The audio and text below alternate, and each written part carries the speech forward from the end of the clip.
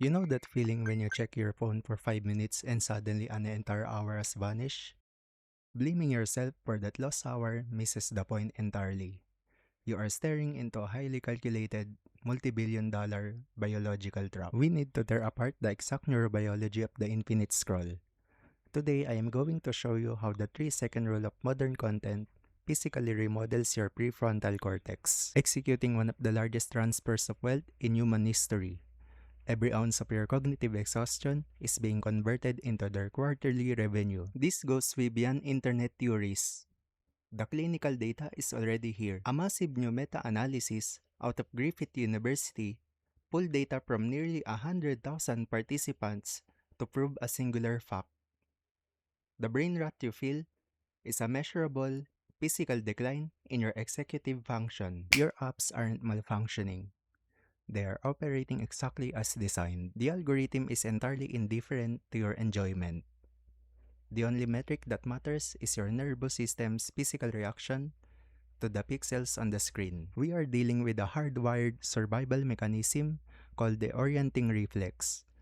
When a branch snaps in the dark, your brain forces you to freeze and evaluate the threat. It is a biological override. Digital platforms have simply figured out how to trigger it on command. In the content industry, we call this the 3-second rule. If the visual framing on your screen remains static for more than 3 seconds, the analytics prove you will abandon the video. To prevent that drop-off, editors rely on pattern interrupts. They slam the viewer with rapid zooms, violently kinetic text, and blown-out sound designed to force that orienting reflex to fire over and over again. Your brain is exhausting itself trying to survive a perceived threat in the woods. Meanwhile, you are just sitting on the couch, letting a machine shock your nervous system to keep retention high. Here is the actual problem. Your brain requires physical time to comprehend what it is seeing. The sampling model of attention proves that capturing focus is instantaneous. Comprehension, however, demands sustained cognitive effort. By shifting the visual field every 3 seconds, the editor steals the time you need to process the previous clip. You are locked in a state of pure superficial reaction. Your prefrontal cortex, the exact center of logic and impulse control, is completely bypassed. It goes dormant. Neuroimaging confirms this isn't just a temporary fog. Heavy digital media consumers exhibit actively decreased gray matter density in those exact control centers. The algorithm is physically remodeling the architecture of your brain. It is making it structurally harder to read a book, hold a conversation, or think deeply. The damage extends beyond your focus. The algorithm actively shreds your perception of time itself. When an editor crams that much visual change into a 60-second video, it artificially inflates your perceptual event density. Your eyes are forced to dart around constantly. Your brain relies on the natural flow of the physical world to gauge time. When a video cuts every 3 seconds, your internal clock completely miscalibrates. That's why an hour of scrolling feels like 5 minutes. Which brings us to the chemical keeping you trapped. We need to completely redefine dopamine. Forget pleasure. In neurobiology, dopamine is the molecule of pure anticipation. In the 1950s, psychologists discovered a terrifying glitch in mammalian biology. If you give a rat a treat every single time it presses a lever, it eventually gets bored and stops. Make the reward completely unpredictable, and that same rat will press the lever until it physically collapses. Psychologists call this the variable ratio reinforcement schedule. The tech industry just rebranded it as the infinite scroll. Swiping up is physically identical to pulling a slot machine lever. The algorithm deliberately starves you. It serves up 3 or 4 mediocre videos in a row.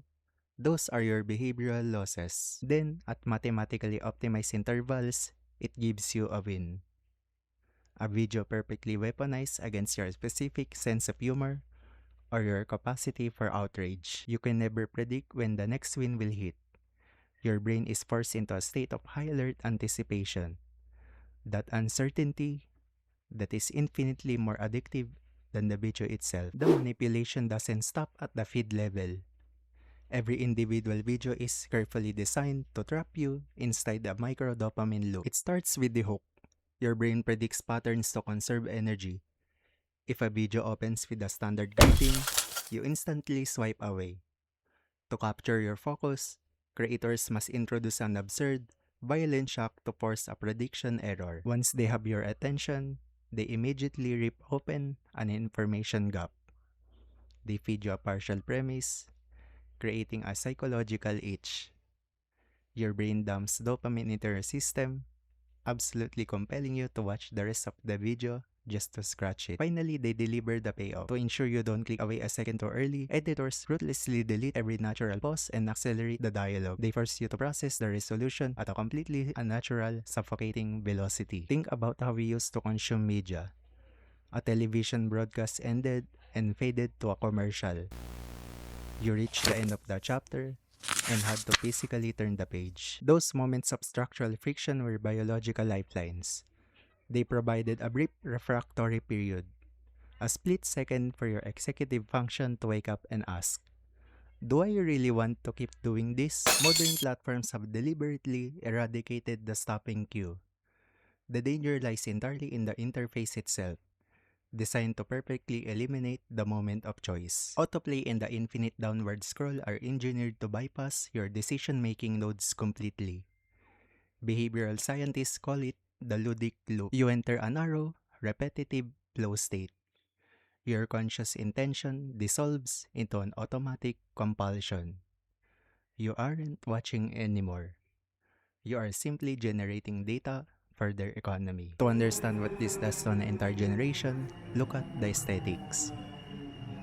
Creators are forced to build videos that look exactly like this. It is a relentless barrage of data, engineered to keep your magnocellular pathways firing and your dopamine spiking. Until we do this. That sudden silence and physical discomfort you just felt is the exact structural friction the algorithm wants to eradicate. The moment the sensory bombardment stops, your orienting reflex shuts down. For the first time in minutes, your prefrontal cortex had to wake up and evaluate a complete lack of stimuli.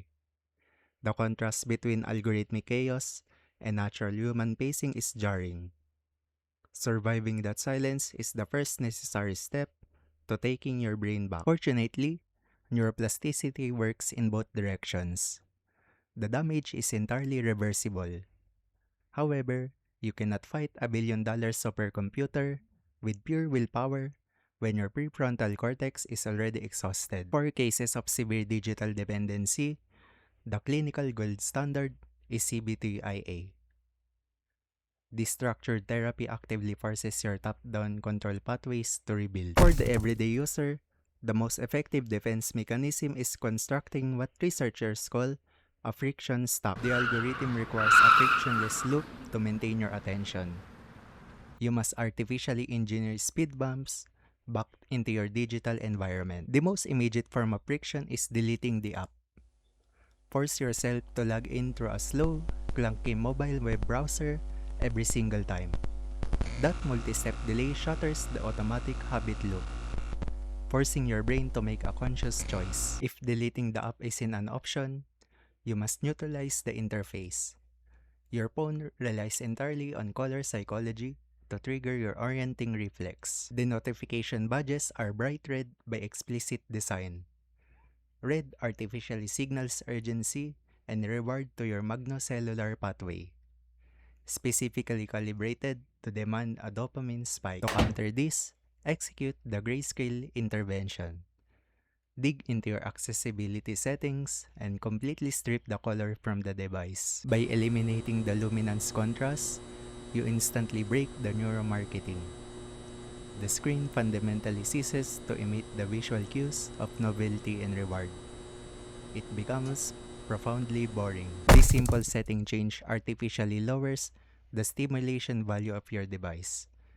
It is a built-in, cost-free mechanism to force your baseline anxiety down and physically break the variable reward schedule, but friction only interrupts the habit loop.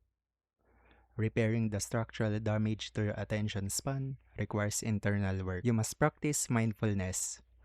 Forget the vague spiritual connotations. Approach this strictly as targeted, neurological resistance training. The infinite scroll actively trains your brain to demand novel visual stimuli every 3 seconds. Mindfulness actively trains your brain to sustain attention on a single static point for prolonged, uninterrupted periods. Sitting in silence and focusing on your breath actively engages your dorsolateral prefrontal cortex. Over time, this deliberate focus effectively reverses the grade matter loss associated with severe digital dependency. You are simply training yourself to sit with the physical discomfort of boredom without automatically reaching for the screen. The brain rot you feel is a mathematically guaranteed outcome. It is the only possible result of exposing an ancient, survival-oriented nervous system to an industrialized, predatory attention economy. Stepping away from the infinite scroll is an act of neurological triage. It is pure, necessary, personal preservation. By implementing strategic friction, killing the sensory overload with grayscale, and practicing the uncomfortable act of sustained focus, you finally give your prefrontal cortex the critical time it requires to heal, regenerate, and take control back from the machine. But taking back your attention span is only half the battle. Because while you've been fighting the algorithm, the tech industry has been busy commodifying reality itself. If you want to know why Hollywood is absolutely terrified of the three-way AI video race, and why these multi-billion-dollar models are mathematically failing at basic physics, click here. I'll show you the engineering.